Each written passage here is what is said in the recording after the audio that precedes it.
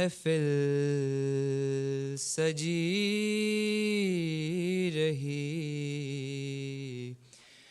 گل ہو گیا چراغ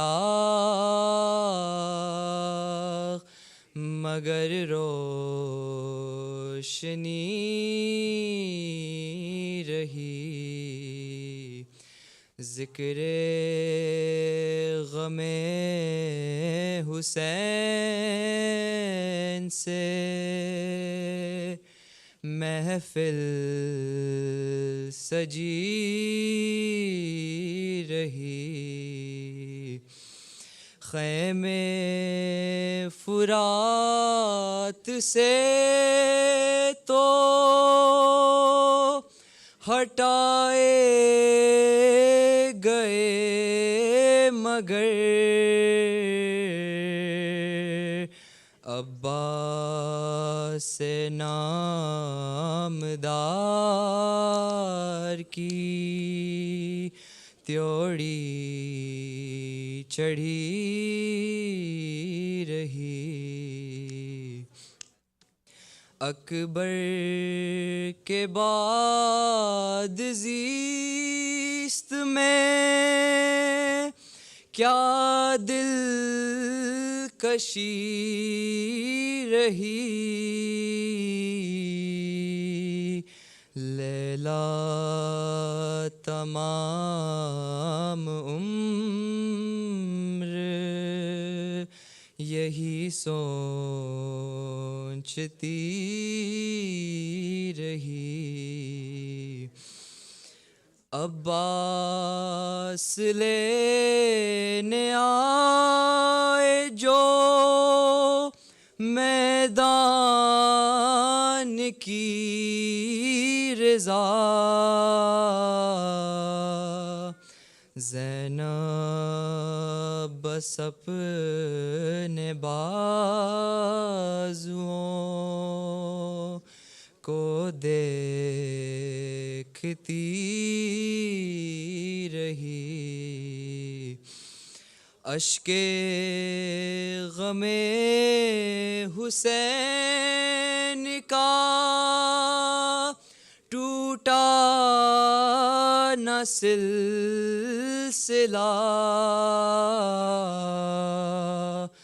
رومال فاطمہ میں ہمیشہ نمی رہی، آدم سے اے سعید رسالت مآب تک، ہر دور میں ضرورت ناد علی رہی، گل ہو گیا چراغ مگر روشنی رہی، ذکر غم حسین سے صلوات محمد وآل محمد۔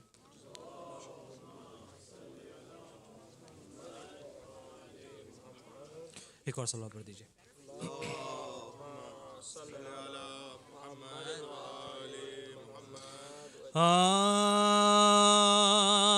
کیا مدے ہلال محرم کا شور ہے،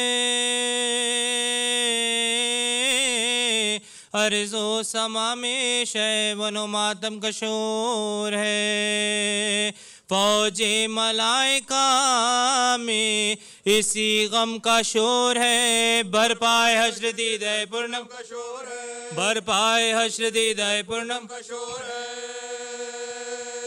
سونی ہے خبر فاتح بدر و حنین کی آتی ہے ہر طرف سے صدا، آتی ہے ہر طرف سے صدا، رولو عزائے شیمے کے در پیش ہے اجل،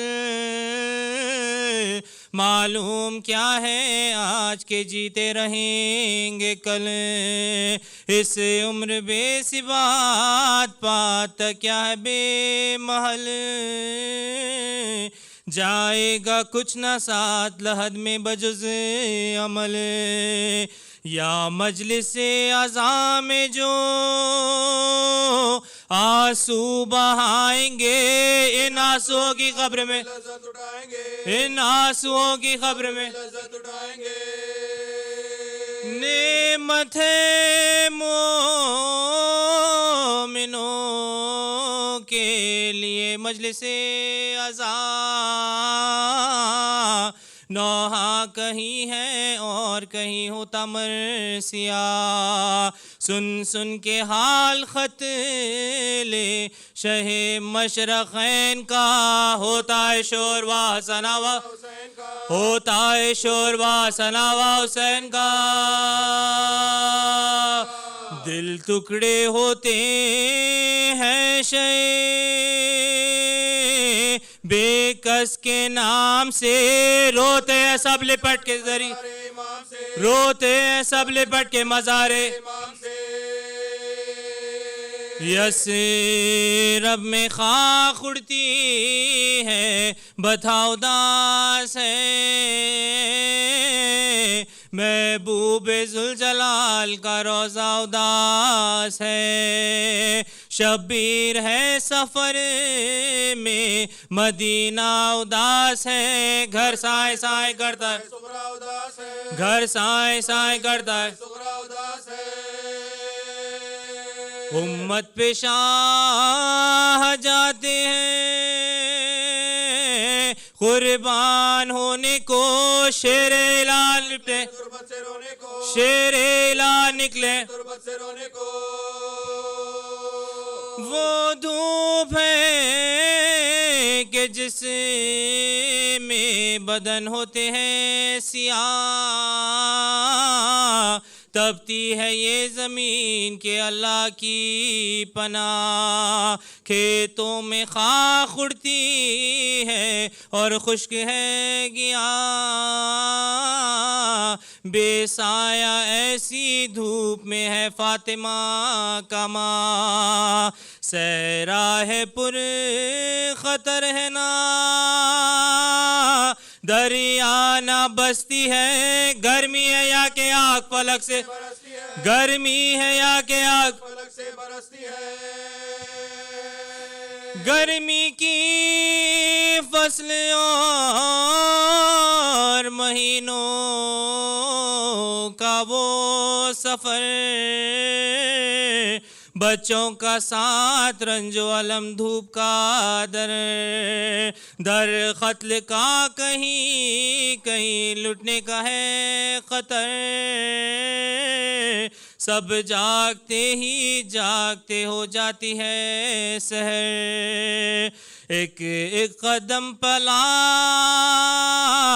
ترا کے ہراس ہے، چہرے بہادران عرب کے اداس ہے، چہرے بہادران عرب کے اداس ہے، امامہ رکھ کے ہاتھوں پا کرنے لگے دعا، فرمایا اے رحیم تیرے نام کے فدا، امیدوار لطف و عنایت رہا صدا، اب آرزو ہے تیغ سے کٹ جائے یہ گلا، پھر گھر میں اس سفر سے نہ جانا نصیب ہو، مولا تیری جناب میں مولا تیری مولا تیری جناب میں زینب بلائیں لے کے ہوئی بھائی پر فدا، دی تینیت صورت ہلال کی اور ہنس کے یہ کہا قائم رہے جہاں میں اقبال آپ کا حسرت ہمارے دل کی بھی برلائے کبریا خالق کرے کہ ایسا مبارک یہ ماہ ہو جو اس مہینے میں میرے اکبر کا بیاہ ہو جو اس مہینے میں میرے اکبر کا بیاہ ہو بے وجہ ہم پہ ہوئے گی جفا اس مہینے میں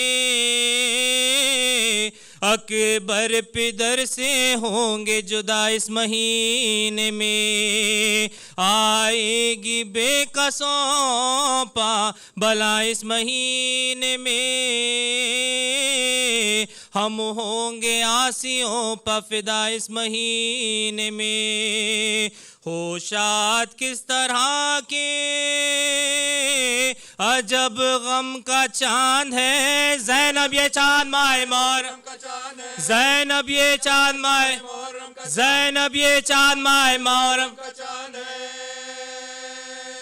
یہ ماہ فاطمہ کو لحد میں رلائے گا اس ماہ میں مزار نبی تھر تھر آئے گا یہ ماہ شمع خبر علی کو بجھائے گا یہ ماہ نو ہمیں ستم نو دکھائے گا یہ ماہ نو ہمیں ستم نو دکھائے گا ارے حیدر کا گھر لٹے گا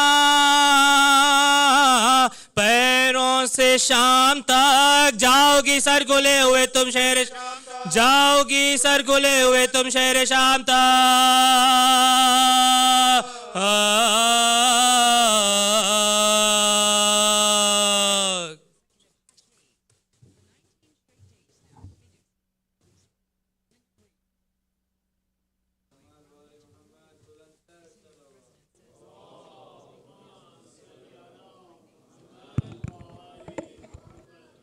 Assalamu alaikum. First off, please recite a loud salawat for those who recited.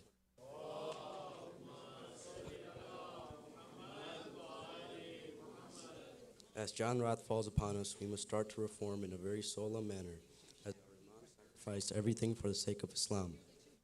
Before we continue with the program, I would like to take a moment to share a poem in Urdu that resonates with today, and I believe this particular piece captures the essence of what this day feels like.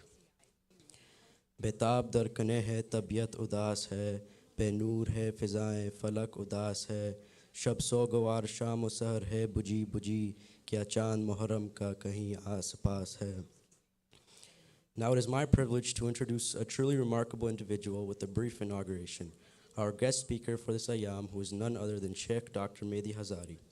Shaykh Hazari, originally from Toronto, Canada, spent his formative years in the Sultanate of Oman and later moved to the States with his family.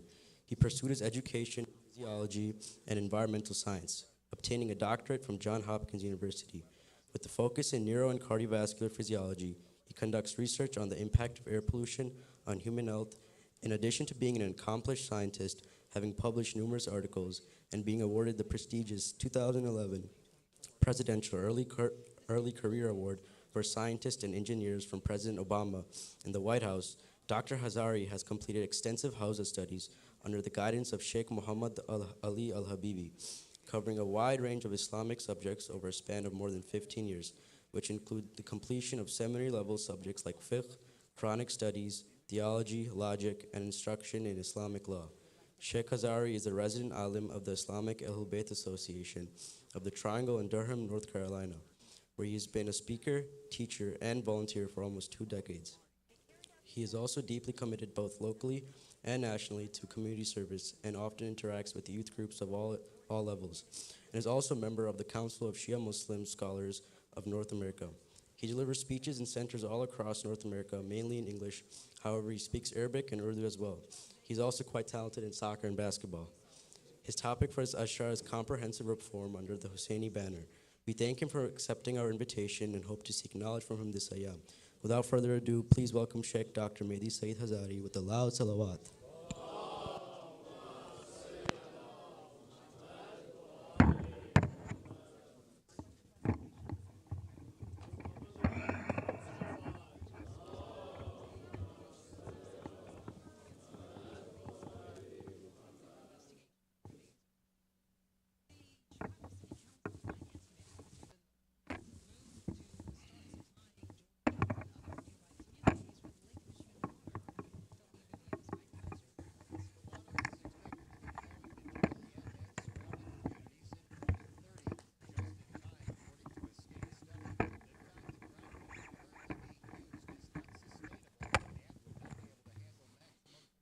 على حب فاطمة الزهراء سيدة نساء العالمين، صلوا على محمد وآل محمد.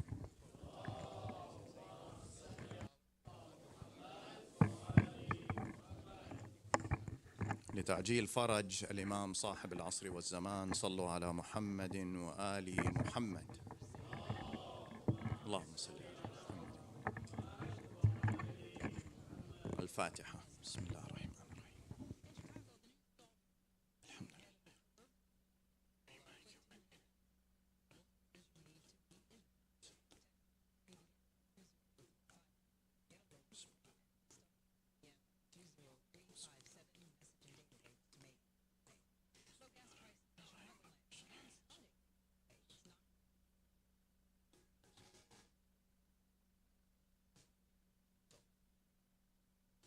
بسم الله الرحمن الرحيم.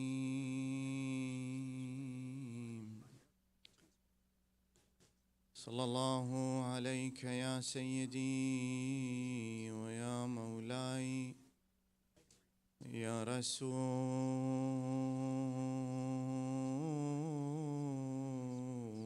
الله، وعلى أهل بيتك المعصومين الأبرار الميامين المظلومين المضطهدين. السلام عليك وعلى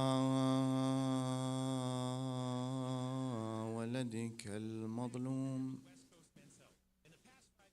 أبي عبد الله الحسين، يا رحمة الله الواسعة ويا باب نجاة الأمة، يا غريب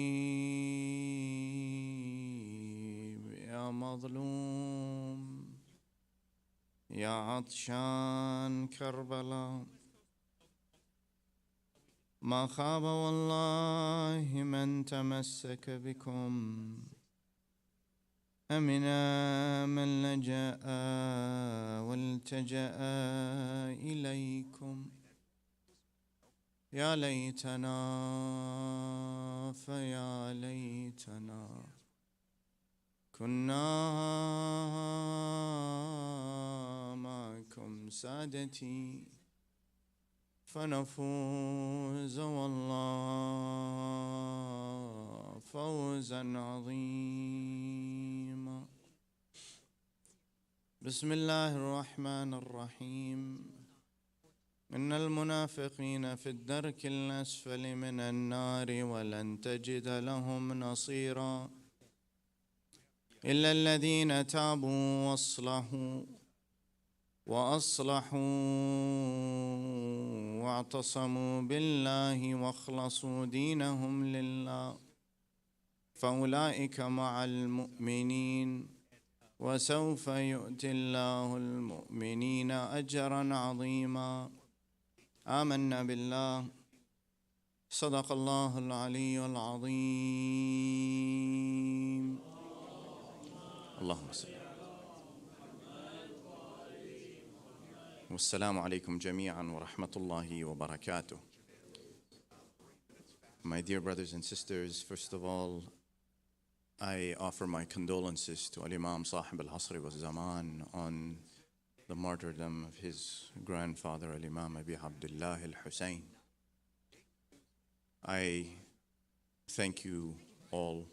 I thank IEC, Samahat al-Sayyid, Maulana Mahbub Mehdi al-Najafi for this kind invitation and for giving me the honor to commemorate with all of you. We are a unique community because we are the only community that commemorates the beginning of a new year with mourning. And there's something to be said about that. There's something not just poignant, but certainly reflects human nature. And inshallah, tonight it is the first night, so I will start relatively simply. And the topic of reformation is one that by no means is it something that I can necessarily do justice to. And it is certainly nothing that is unique to me because the topic of reformation is a Hussaini topic that so many speakers are going to speak about, not only this year, but in past years and in many years to come. But inshallah, if possible, I will try to share some ideas from a different perspective and build as the nights go on. And when I say that it is a strange circumstance that we begin our new year with mourning, with tears, with donning the black clothes that you are all wearing right now, it is because humanity has been created in a very special circumstance. And it is very different from the other creations of Allah subhanahu wa ta'ala. And by no means is this anything that is new to you, but let me express it maybe in a different way. When we think about human beings from start to finish, from the moment that the child is conceived to the moment the human being dies and is buried in the ground, the body is constantly moving. There is no moment from life, start of life, till the moment you die, and indeed even few moments after death and some time after death, that your body continuously is in motion, continuously is in motion. And the striking thing is that some of it is happening without you even knowing it. So while you sit here and you change your position if you're like me and you get old, I do play a lot of soccer and basketball not so much these days, but soccer a lot. And I'm not a young guy, so my knees hurt, so I can't sit with my knees bent too long. I have to shift and move. That movement is conscious in my mind. But do you feel your blood moving through your body? You don't. When you think something, when you initiate a movement, your nerves are firing. You don't sense the movement of those nerves or the ions that are fluxing through the channels in your cells. None of these things you are aware of, because insan has two dimensions, has an inner dimension and an outer dimension.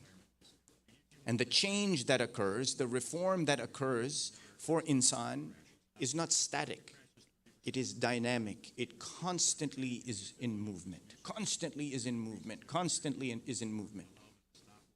And that reform, when it is at its highest position, is seeking Allah subhanahu wa ta'ala. That if we want anything from the majlis of Al-Imam al-Husayn, we want to establish that in ourselves, that every step of ours is forward to meet Allah subhanahu wa ta'ala. And insan is such that we are mired. We are shackled by our own nature. It's strange because the very thing that makes us powerful, it is also simultaneously what makes us weak. My mind is powerful because it gives me the power to choose, decide for myself, wake up when I want to wake up, eat when I want to eat, move when I want to move, and at the same time, it is the greatest source of my pitfall. It causes me to falter. And Allah has sent Anbiya and Mursaleen, Anbiya and Mursaleen. Allah subhanahu wa ta'ala, He says in the Holy Quran, He's addressing Rasulullah sallallahu alayhi wa alihi wa sallam.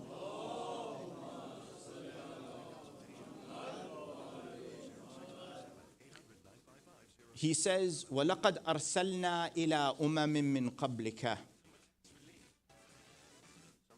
وَأَخَذْنَاهُمْ بِالْبَأْسَاءِ وَالضَّرَّاءِ. Beautiful ayah. He says to Rasulullah, we have sent messages to communities before you, nations before you, and we tested them. Now take for example Salih alayhi salam. Nabi Salih alayhi salatu was salam, he came to the tribe of Thamud. And the people of Thamud, they are essentially in what is Hijaz today, in Saudi Arabia today. And I don't know, I'm sure you've seen, many of you have seen those wonderful buildings that have been etched into the walls. They describe these people that they will go in, and in that time, we're talking thousands of years ago, they will etch homes into the wall, dig and carve their homes into the wall. All the rooms, all the houses were connected inside the mountain. Today, if we see something like that, we will be amazed. They did it in that time, and they were so smart that whatever stones they took out from carving into the wall, they didn't waste those stones. They didn't just take them and throw them. They took them and they built palaces outside on the flat land. So they made use of everything. Now they were smart people, obviously, quite advanced, quite reasonable in their thinking when it came to their life. So now, at the age of 16, a young man, he comes forward and he says, I am the prophet of God. Desist in your sins. Desist in worshiping your idols. And the Lord of all the worlds, the only God, Allah, will give you salvation. No, they don't want to listen. And they trouble him for quite some time. They say Salih alayhi salam reaches a very old age. And the riwayat that come to us from Ahl al-Bayt alayhim as-salatu was-salam, they explain that they trouble him so much that they eventually say to him, look Salih, Salih at that time was living out in a mountain. They said, if you say your God is so great and he can create anything, make him split the mountain open and bring a pregnant red-haired camel from there. And ensure that the camel is pregnant. Salih, he says, I can produce anything for you, you will not believe. They said, even then, ask your God. So Salih alayhi salam, he asks, he says, Ya Allah, if you see fit, perform this feat so that it can convince these people. Now already there were two groups, one that believed and one that no matter what you said to them, what you showed them, they will never believe. And that today is the case as well, right? That today is also the case. So the mountain splits by Allah's permission and out comes a camel. You know, we've talked about, the Quran has the whole story has described. And not only do they see this camel, they're amazed. So now they say, okay, you have brought this red-haired female camel, make her give birth so that she has her young.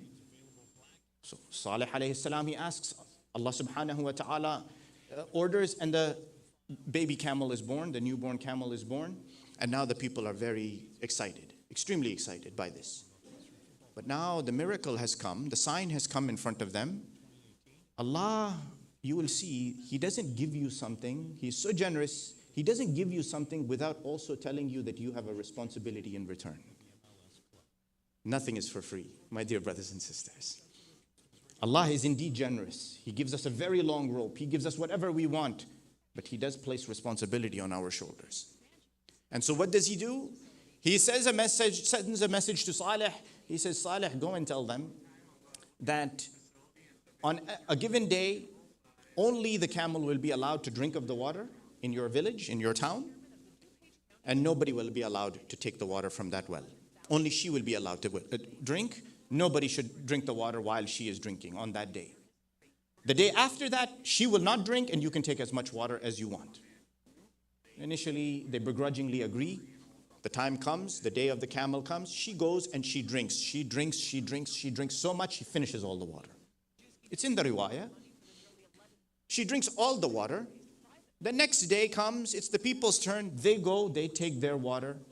Now, the beautiful thing is that on the days that they are not allowed to drink the water from the well, only she is drinking, she allows them to come and take the milk from her. She is a female camel. And it is so blessed, so much milk comes out. Now look at the beauty of Allah's message. He's giving to them. He's putting restriction on them, but He's also giving in a different way. They accept it for a little while, but eventually the human mind, ya Allah, it takes over. And it says, why should we be denied that one day even? Even that one day we cannot. So they say there are about 8 or 9 men.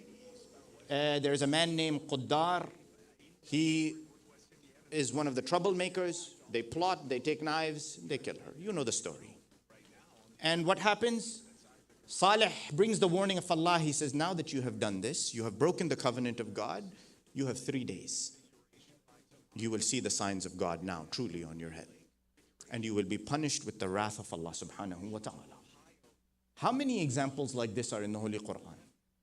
So many examples. Not just Thamud, but Ad. The people of Ibrahim alayhi salam. The people of Musa alayhi salam. The people in various epics in the times of the prophets.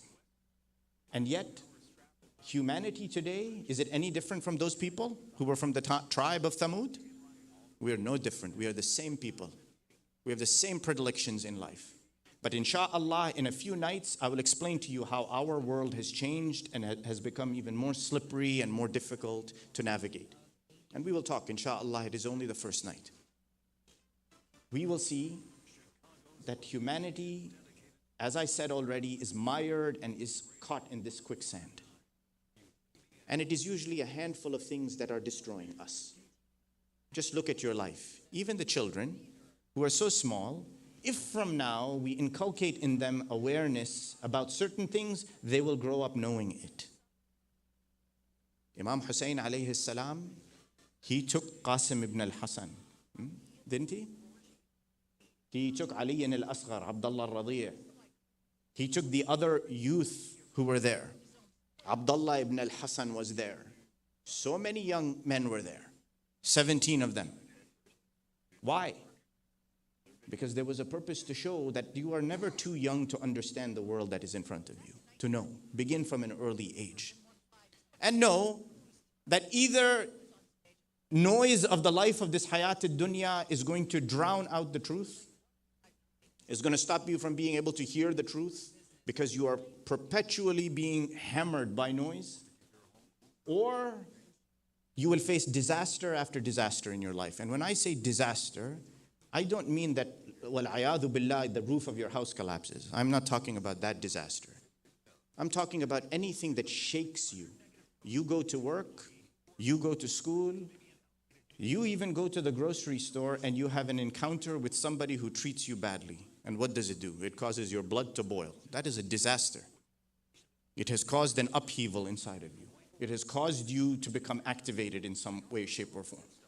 And that's why life is full of these things. And I said to you, perpetual motion. Constantly you are moving. Constantly you are moving.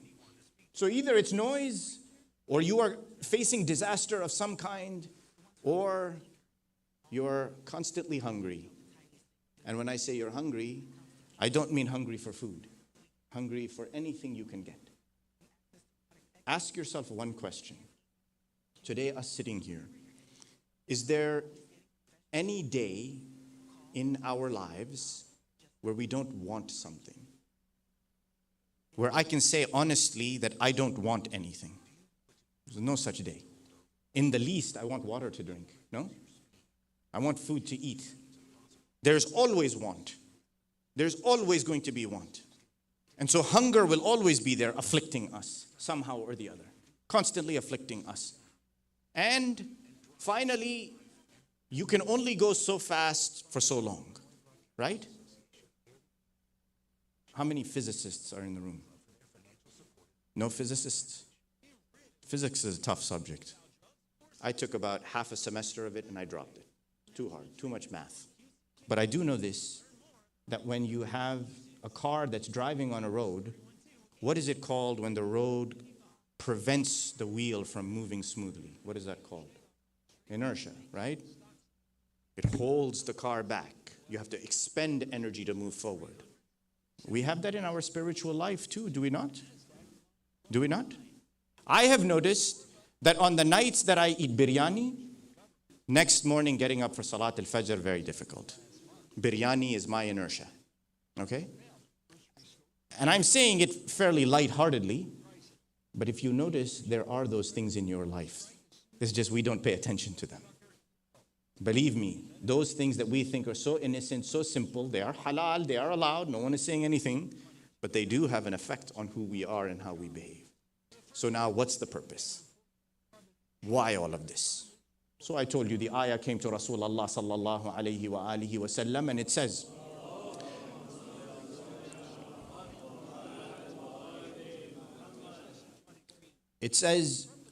وَلَقَدْ أَرْسَلْنَا إِلَىٰ أُمَمٍ مِّن قَبْلِكَ وَأَخَذْنَاهُمْ بِالْبَأْسَاءِ وَالضَّرَّاءِ لَعَلَّهُمْ يَتَضَرَّعُونَ. Allah, He says, we brought communities before you, O Muhammad. We sent messengers to them. And what did we do? We put two things upon them, ba'sa and darra. We tried them. And we did so for a specific purpose. The first thing, when you say ba'sa, you are talking about an external thing that is causing shock to your body, shock to you. War, poverty, lack of resources, trauma in the outside world around you. This is ba'sa. It is a trial that afflicts you. It comes upon you. Darra, it is an internal thing. So when the ulama explain that the Quran uses two words, it says ba'sa wa darra, it's talking about the external and the internal.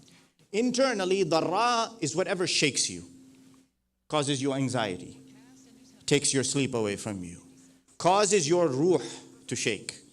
And that's why in Arabic, what do they say? It says, إِنَّهُ الْإِضْطِرَابِ الرُّوحَانِي. It is an uneasiness you feel in your soul. That is darra. And Allah says, I do it to you. Why? He says, لَعَلَّهُمْ يَتَضَرَّعُونَ. I want them to be humble. I want them to humble themselves. And then He answers, He says, فَلَوْلَا إِذْ جَاءَهُمْ بَأْسُنَا تَضَرَّعُوا وَلَكِنْ قَسَتْ قُلُوبُهُمْ وَزَيَّنَ لَهُمُ الشَّيْطَانُ مَا كَانُوا يَعْمَلُونَ. The Quran even explains, it says, but when the trial came upon them, they should have humbled themselves. They should have brought themselves down. They should have lowered their heads. But two things happened. Their hearts were hardened, and shaitan made what they were doing look beautiful in front of their eyes. Shaitan came and he played with them. My dear brothers and sisters, on this first night, consider the hardness of the heart and what that means. And not only the hardness of the heart, but where it leads you to. When you say a heart is hard, when the ayah said, قَسَتْ قُلُوبُهُمْ, Allah is saying that guidance is trying to reach the heart, it cannot get through, it cannot penetrate. You have created a wall around your heart that is preventing you from seeing. And the cause of this, so many things. So many potential things that can be the cause of this. And on top of it, not only that, but externally, shaitan is making it seem that what you are doing is perfect. What you are doing is perfect. So now they say that in the time after Amir al-Mu'mineen Ali ibn Abi Talib alayhi salatu was salam, Allahumma salli ala Muhammad wa ala Muhammad, that Al-Hajjaj ibn Yusuf al-Thaqafi, you know the name Al-Hajjaj, he was one of the generals of that time, in the time after Amir al-Mu'mineen, in the Banu Umayyah.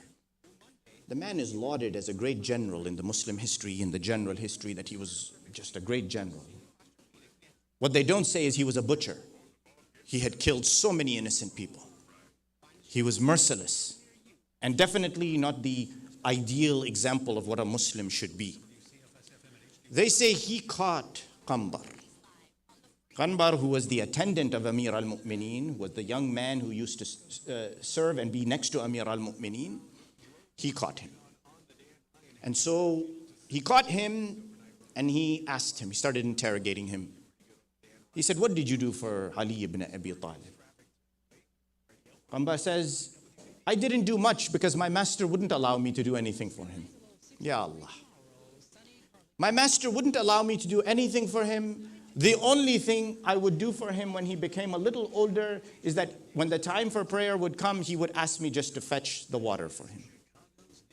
That's all. I will bring the jug of water and he will perform his wudu thereafter. He says, are you devoted? Hajjaj says to him, he says, are you devoted to this master of yours? He says, may my life be sacrificed for him.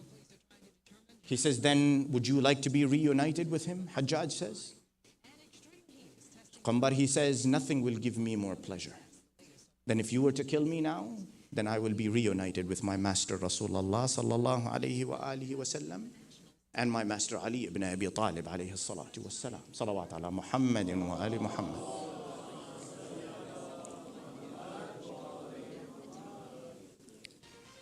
So Hajjaj now asks him. He says, what would your master Ali say right now? What would he say to me if he was here? Qambar, he quotes the very next ayah after the two I just recited to you. And what were those ayahs? Let me remind you. وَلَقَدْ أَرْسَلْنَا إِلَىٰ أُمَمٍ مِّن قَبْلِكَ فَأَخَذْنَاهُمْ بِالْبَأْسَاءِ وَالضَّرَّاءِ لَعَلَّهُمْ يَتَضَرَّعُونَ. We have sent messengers and the message to communities before yours, and we tested them and tried them so that they can be humble and they can lower their heads and hearts in front of Allah with humility. And they should have become humbled when the trial came, but their hearts were hardened and shaitan had beautified the actions that they were doing, the sinful actions that they were chasing after. So now Qambar gives the very next ayah after that. He says to him that in the ayah itself is an explanation. And the ayah, it says, فَلَمَّا نَسُوا مَا ذُكِّرُوا بِهِ. When they forgot, these same people, when they forgot the reminder of Allah subhanahu wa ta'ala, he says, we took them, we grabbed them. And not only did we grab them in a very special way. We gave to them without restraint. Not only did we give them without restraint, he said, it was so much, he says, حَتَّى إِذَا فَرِحُوا بِمَا أُوتُوا. They became so happy. They were so blind, they were so chasing after the life of this world, we gave them whatever they wanted. We gave them whatever they wanted.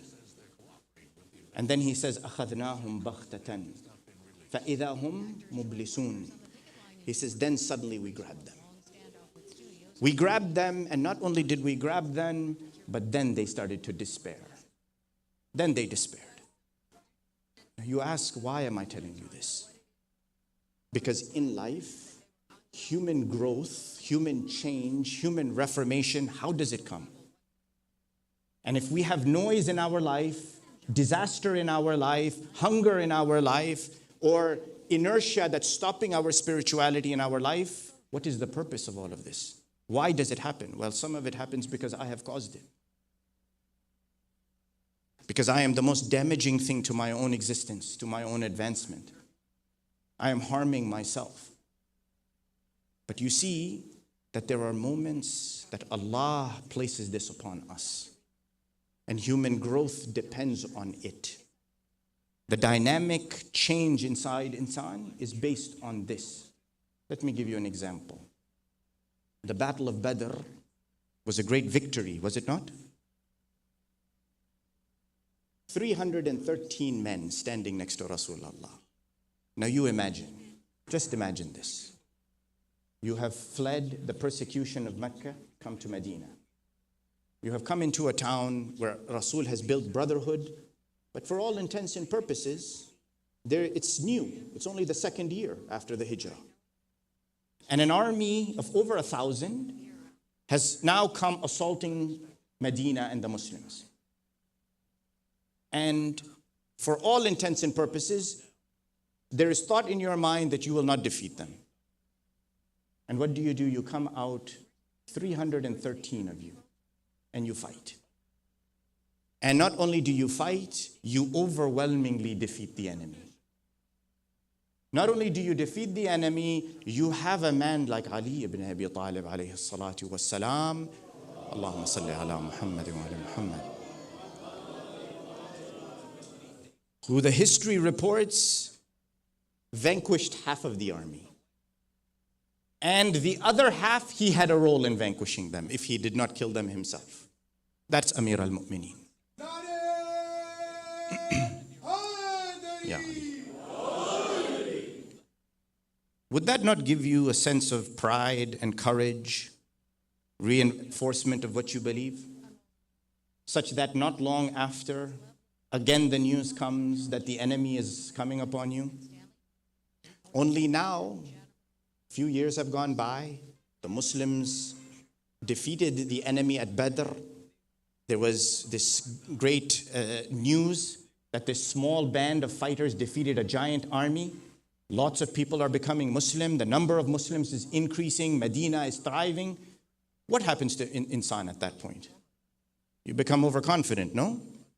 Suddenly you come out and you're facing this enemy. Rasul has told you to stay up on that mountain. Stay up on the mountain. Don't come down. And what is the result of that battle of Uhud? Rasulullah falls, injures his lip, chips his tooth. Amir al-Mu'mineen falls on his body.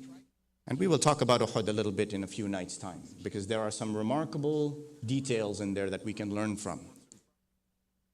Was it a victory? It was not a victory.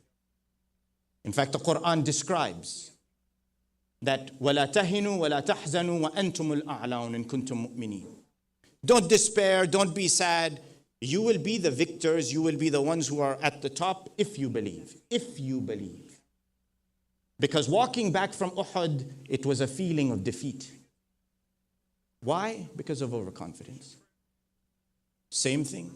Take the 8th year after Hijrah. Rasulullah comes to Mecca. The kuffar of Quraysh, they see Rasulullah in his strategy. What does he do? He stops outside of Mecca, and at night time, he tells his companions, he says, go light up fires in various directions. From all the way to the end, on the east side, to the all the way and to the west side, and put it up high on the hillsides, down on the flat, light all of them with fire. Why, Ya Rasulullah? To let the kuffar of Quraysh feel the awe of the Muslim army that has come. And now, there's so much power, so much might of this army, that the kuffar of Quraysh, what do? They capitulate. They say, we cannot fight. There's too much, we will be overcome. You come in, and Rasulullah, who is the mercy to the worlds, he gives sanctuary to everybody. Only a handful of people who were troublemakers, he sought them out and made them face justice. But he comes and he liberates. Great victory, no? What will this create inside of you? Again, feeling of reassurance, feeling of firmness on the ground on which you are standing, yes? What happens in those periods? You become comfortable, don't you? When things are easy, things are good, you have a tendency to fall asleep. Not you, your eyes, your heart falls asleep. And then suddenly what happens? Not long after, the tribes of Hawazin and Thaqif, they are plotting against Rasulullah. Rasulullah comes out with the army. And again, unaware, they are caught, the Muslims. The attack takes place, the ambush, many run. Everyone is running in every direction. Muslims are running here, Muslims are running there, everyone is running until finally Ibn Abbas, he stands up, he says, where are you running? Rasulullah is here. Rasulullah is here, come here. So they finally come back. Would this have been a resounding victory? I don't think any historian will say that it was a resounding victory. Although eventually the Muslim army comes. Give you another example, not related to war. You have built inside of the nation of Islam in Medina a stronghold of people who believe. There is no doubt in the messengership of Rasulullah. Ayah upon ayah, surah upon surah are coming down. People are convinced of the message of Islam. And now Rasulullah packs, he says, we are going for Hajj.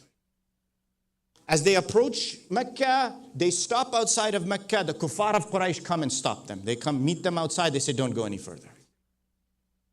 They say, this year you cannot come in. But we will sign a treaty with you. Now, the people who are with Rasulullah, what are they thinking? They're thinking, we have the might, we have the soldiers, we are on the right. He is Rasulullah.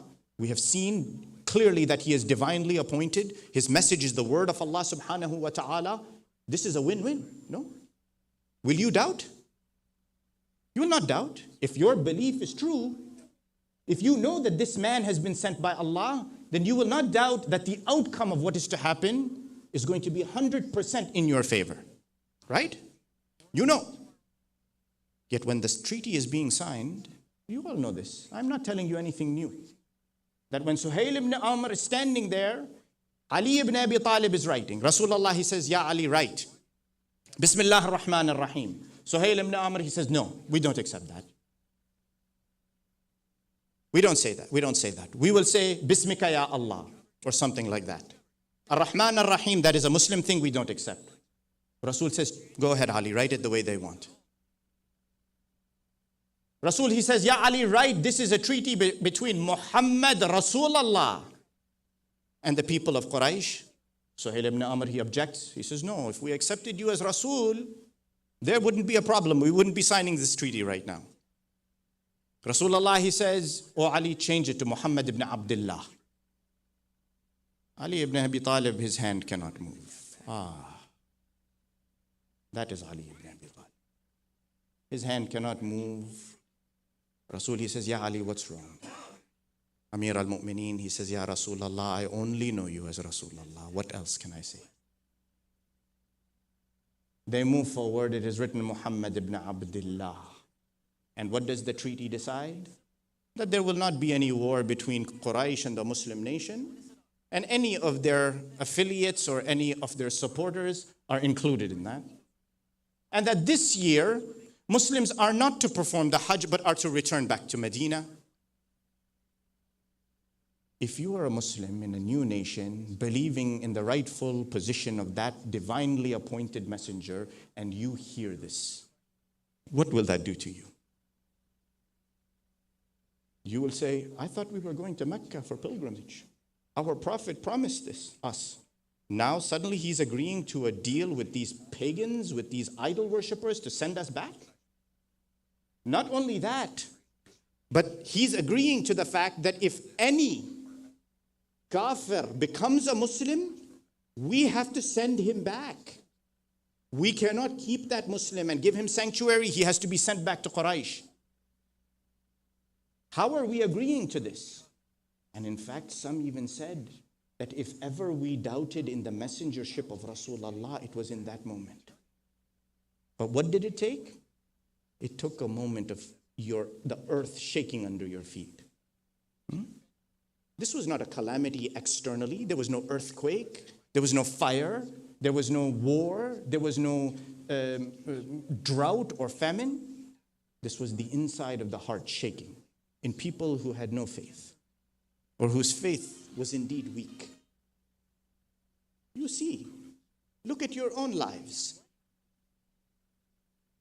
My dear brothers and sisters, you sit here today and you shed these tears for Al-Imam al-Hussein. That tear has two purposes, at least in my mind. One is the pain you feel because you feel the flesh of Hussein, the body of Hussein, the soul of Hussein, the heart of Hussein is more valuable to you than your own body, your children's body, your loved one's body. You feel that, no? But that tear is also because what he stood for was what created growth in insan. advancement in insan. My dear brothers and sisters, human beings do not grow in comfort. You want to advance? Ask yourself, what is the moment of your advancement? I'm not talking about you going to college and getting a degree. I'm not talking about you getting a certificate or learning a new trait or this or that. I'm talking about what brings you closer to Allah. I'm talking about what causes you to humble yourself. The only thing that does that to you is when you break. And you'll say, well, what does that mean? How can you break?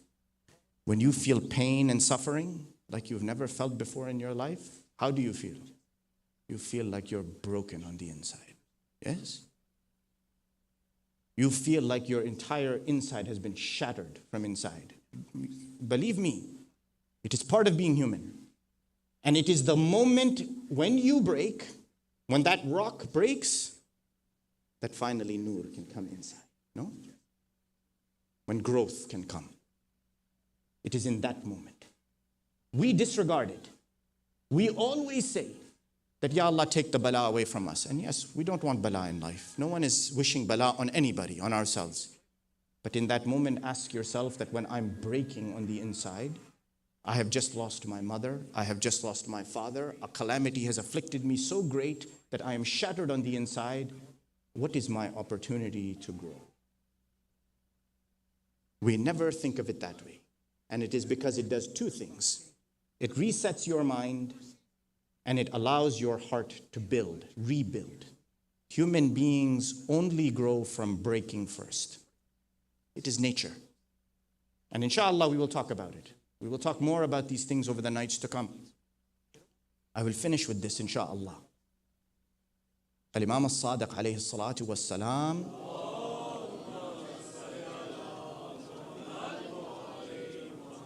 he says, لا راحة للمؤمن على الحقيقة إلا في لقاء الله.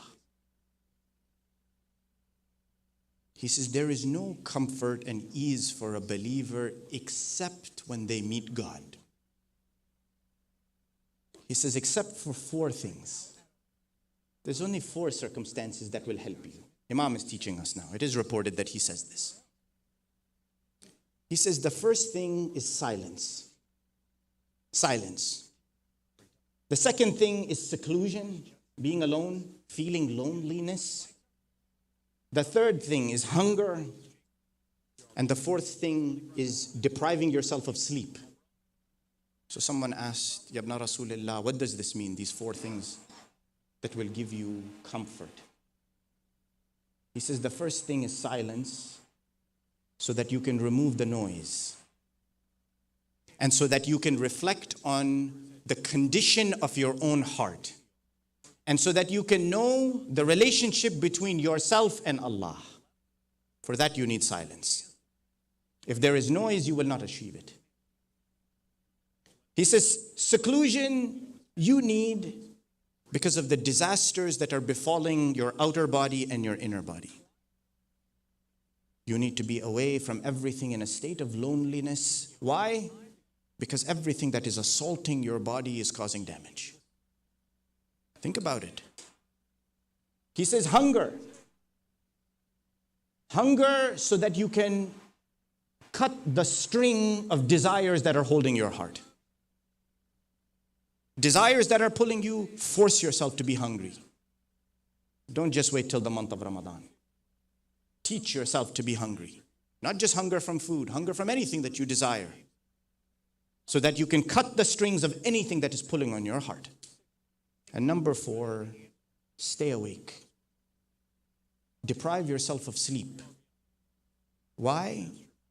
Because he says everything in the world holds you back. And when you deprive yourself of sleep, at night, obviously, when you deprive yourself of sleep, you allow the nur to enter into your heart. And you allow purification to take place. One easy solution to this, Salat al-Layl. No? Salat al-Layl, you are alone. It is silent because nobody is there making noise. You shouldn't be eating a burger or biryani or anything doing salat al-layl. Well, you can. It's halal. It's not a haram, but maybe you're defeating the purpose. You're not eating or drinking in the middle of the night. And you are sitting there awake, depriving yourself of sleep when everybody is asleep. Practice these things. Allow yourself to feel pain. And I'm not saying this to be sadistic. Allow yourself to feel pain. Pain is not a bad thing. It is what allows us to survive. You know, there are people who don't have pain sensors. I'm a neurophysiologist, so I look at this stuff. There are people who don't have receptors on their body by which they can feel pain. You'd say, oh, that's amazing. I wish I could be like that. No, you don't wish you could be like that. Because without thinking, you put your hand on a stove, you won't even realize that your flesh is burning. You get hit by something, you won't even feel it. You will have broken your leg and you didn't even know. Pain is a good thing. Pain is a good thing now with the condition that it allows you to grow. Because being too comfortable is not allowed. My dear brothers and sisters, Al-Imam Abi Abdullah al-Husaini, when he was leaving Mecca, you all know this. He's leaving Mecca. They say the army of jinn stops in front of him. They say, Ya Hujjat Allah. We are here after taking permission. We are your believers. We are your Shia. Give us the command. Imam, he says, Jazakum anni khayra jaza. May Allah give you the greatest reward for what you have offered to me, but no. It's reported that an army of angels descends down. They come, they say, Yabna Rasulillah, we have asked permission of Allah to come and to defend you, to fight on your behalf. Al-Imam al-Husayn, he says, Inna al-maw'id hufrati wa buq'ati allati ustashhadu fiha. He says to them, where I am going is a hole in the ground that has been chosen for me where I will be martyred.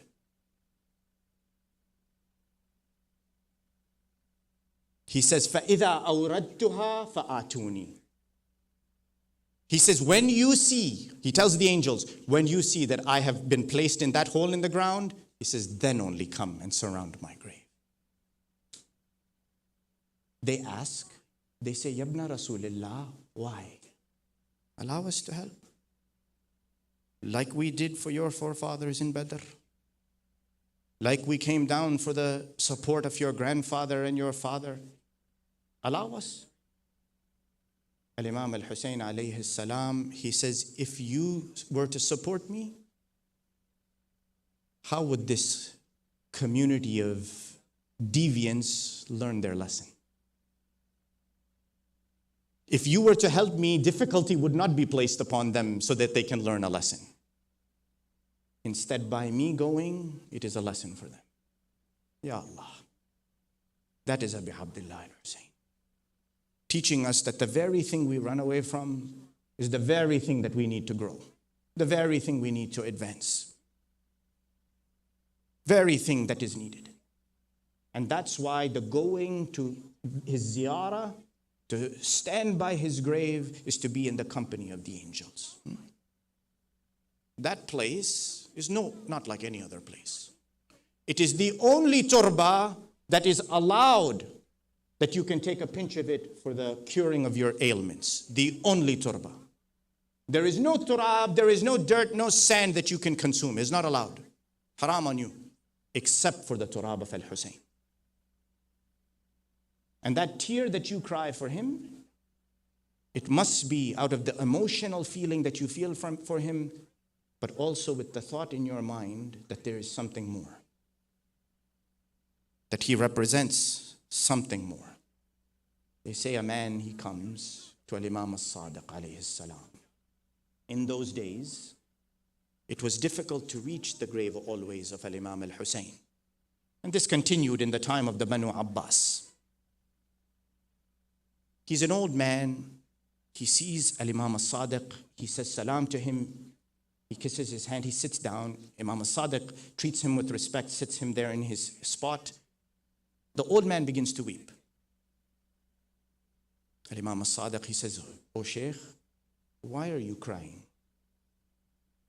The old man, he says, "Yabna Rasulillah, I am crying because I see you in this state," meaning you have been oppressed. "And I see you because I know your rightful position in the eyes of Allah and you have been denied it." Imam al-Sadiq, it is reported, he takes the man's hand or he speaks to the man gently. He says, "Oh Shaykh, know this, that if you are alive, when we are given our position back, when it is restored to us what Allah had chosen for us, then you will be with us, standing in our ranks." He says, "However, if you are already dead and the time comes after your demise, then on the day of judgment, when Allah raises the bodies from the ground, you will be raised with us." The man has a smile on his face slightly. Imam al-Sadiq now asks him, he says, "I hear from your accent that you are from Iraq." The man, he says, "Yes, Yabna Rasulullah, I am from Iraq." From his accent, he can tell the Hijazi accent was different from the Iraqi accent. Even in that time, it was different. The language, the words. He says, "Yes, I am." Imam al-Sadiq alayhi salam, he says, "Where are you with respect to Karbala?" The old man, he says, "I come from a village nearby there, near Kufa." Imam al-Sadiq, he says, "Do you go to visit my grandfather, Abi Abdullah al-Husayn?" The old man, he says, "Bala, yabna Rasulillah, I do, all the time." Imam al-Sadiq, he says, "Oh Shaykh, ma asaba wuldi Fatima kal-Husayn." None of the children of Fatima were afflicted with what was afflicted upon al-Husayn. 17 of his relatives with his companions going out and losing his life. Imam al-Sadiq, it is reported, he says to the old man, "Ya Shaykh, إذا كانت القيامة أقبل رسول الله ومعه الحسين ويده على رأس الحسين." He says, if the day of judgment comes, Rasulullah will step forward and Hussein will be with him. His hand will be on the head of al-Hussein.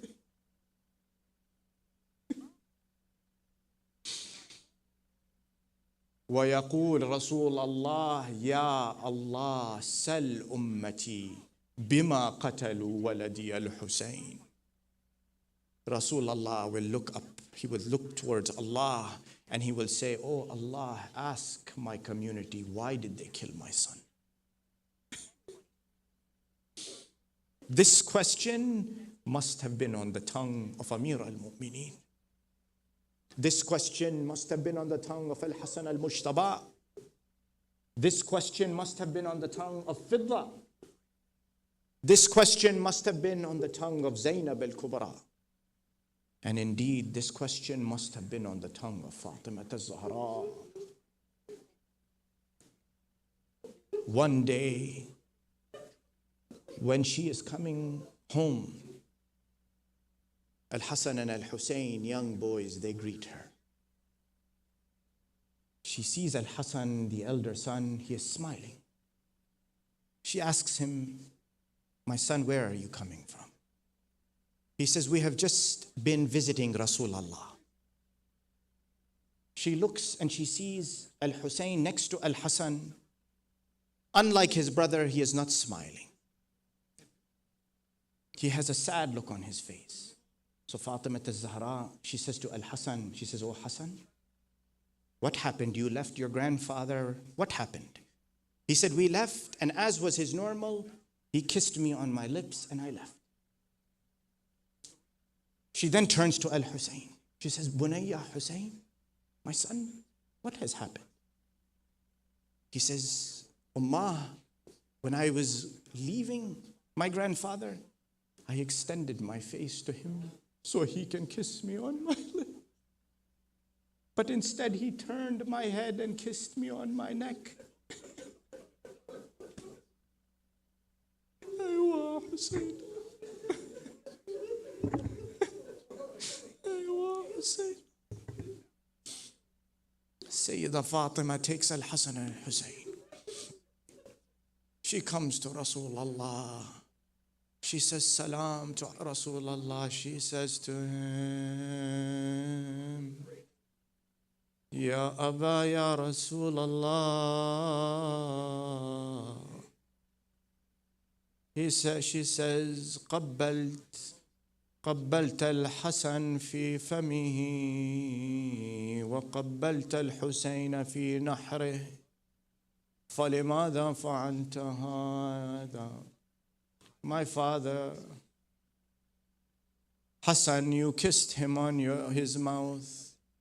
And Al-Husayn, when he extended his face to you, you kissed him on the neck. It is reported that Rasulullah did not answer. She says to him, my father, by my right upon you as your daughter, tell me. He says to her, يَعِزُّ عَلَيَّ يَا بُنَيَّ أَنْ أُخْبِرَكِ. It is too difficult for me to tell you. She says to him, my father, by my right upon you, tell me what has happened. Rasulullah, hesitating, it is reported, he says to her, Ya bunayya ya Fatima, قبلت الحسن على فمه لأنه يقتل مسموما أي أنني قبلته مكان تجرعه السم. I kissed Al-Hasan on his mouth because he is going to be killed by poison. I kissed him on the place where the poison will enter his body. وقبلت الحسين على نحره لأنه يذبح من الوريد إلى الوريد. أيوة حسينا. I kissed Al-Husayn on his neck because his neck will be cut from one side to the next. أي أنني قبلته مكان ضرب السيوف. I kissed him where the swords are going to fall. Sayyidah Fatima, she says, Ya Aba, when is this going to happen?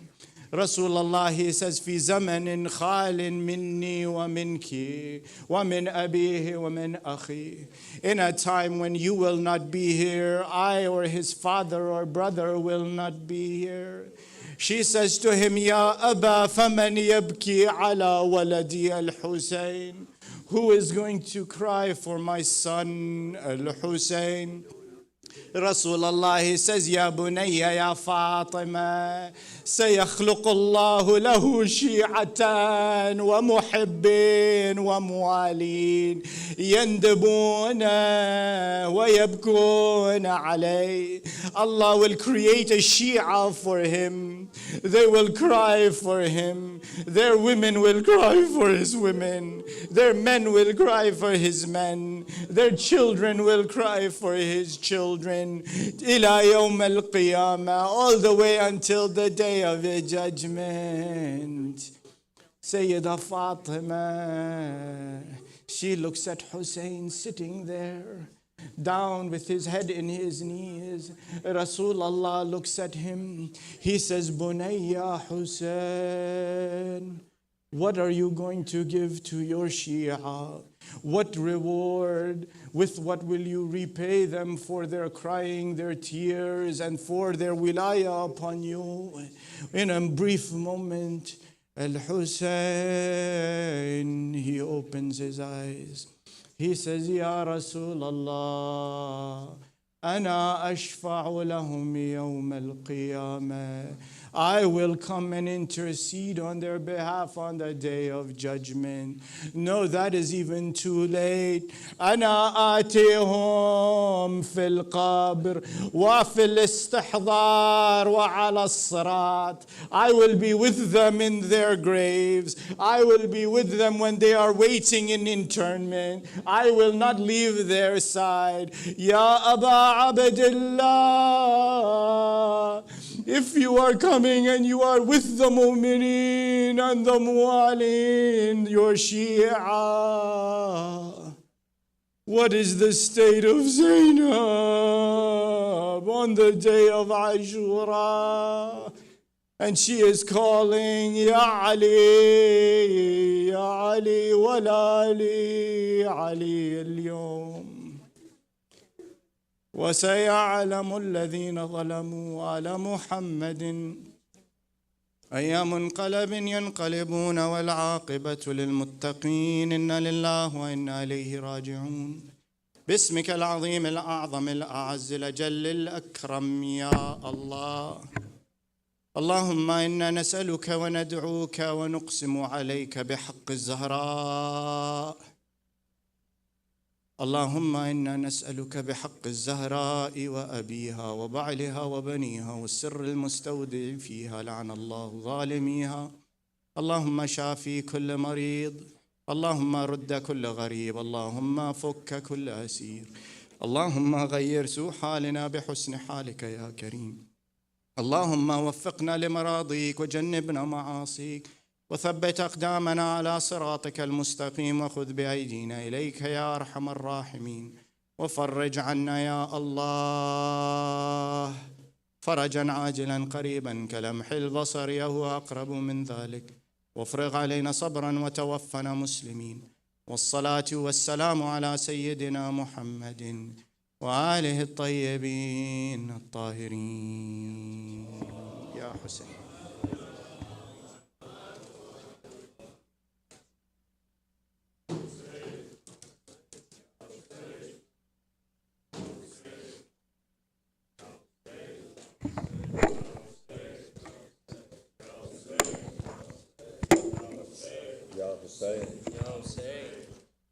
اے فاتح کرب و بلا اے فاتح کرب و بلا اے فاتح کرب و بلا اے فاتح کرب و بلا اے فاتح کرب و بلا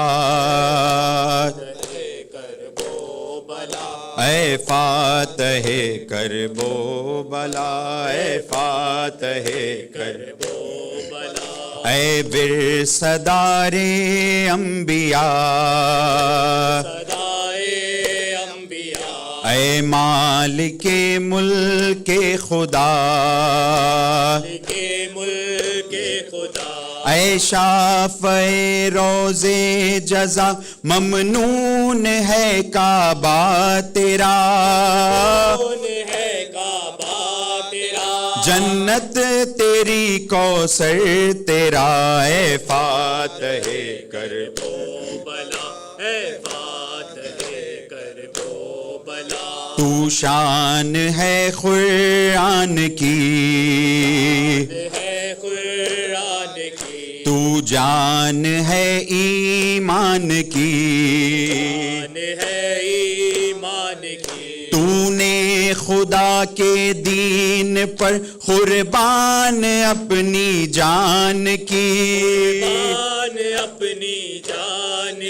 ممنون ہے یزدہ تیرا اے فاتح کرب و بلا اے فاتح کرب و بلا تو نے سہے کتنے ستم بیٹوں کا غم بھائی کا غم ٹکرا کے تجھ سے تھک گیا ظلم و ستم رنج و الم ہم تیری ہمت کے فدا اے فاتح کرب و بلا اے فاتح کرب و بلا یہ مسجد یہ آستان تیری بلندی کے نشان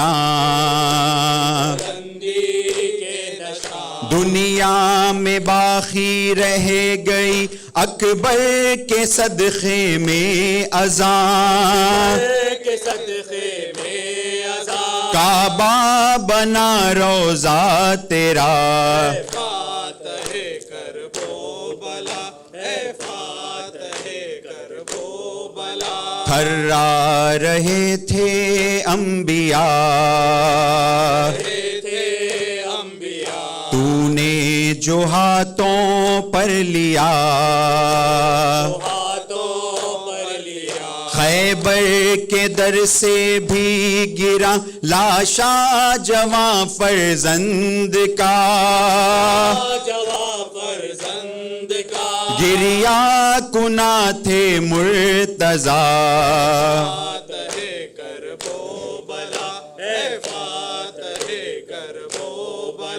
بھائی وہ تیرا با وفا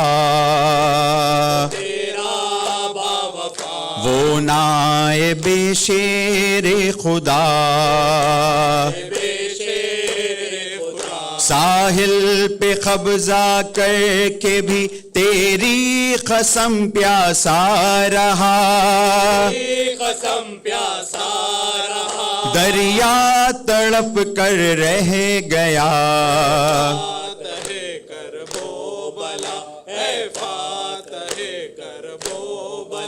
پیاسا علی اصغر تیرا وہ پھول سا سوکھا گلا جس کو سوال آب پر تیرے ستم مارا گیا تو نے یہ غم بھی سہ لیا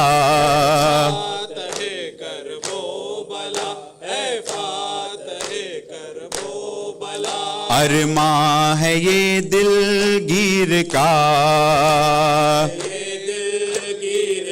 شبیر کی ہمشیر کا جاوید یہ جینا بھی ہے صدقہ غم شبیر کا دیتے رہو بس یہ صدا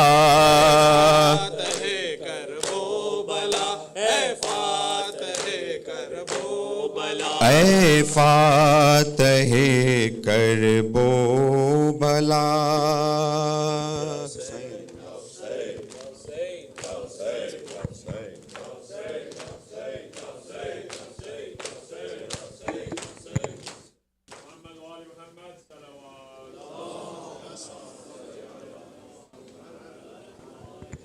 بسم الله الرحمن الرحيم اللهم صل على محمد عبدك ورسولك وحبيبك وصفيك ونبيك وخيرتك من خلقك وحافظ سرك ومبلغ رسالاتك وعلى علي أمير المؤمنين ووصي رسول رب العالمين وعلى الصديقة الطاهرة فاطمة الزهراء سيدة نساء العالمين وعلى سبطي الرحمة وإمامي الهدى الحسن بن علي المجتبى والحسين بن علي السيد الشهداء غريب كربلاء السلام عليك يا أبا عبد الله وعلى الأرواح التي حلت بفنائك عليك مني سلام الله أبدا ما بقيت وبقي الليل والنهار ولا جعله الله آخر العهد مني لزيارتك السلام على الحسين وعلى علي بن الحسين وعلى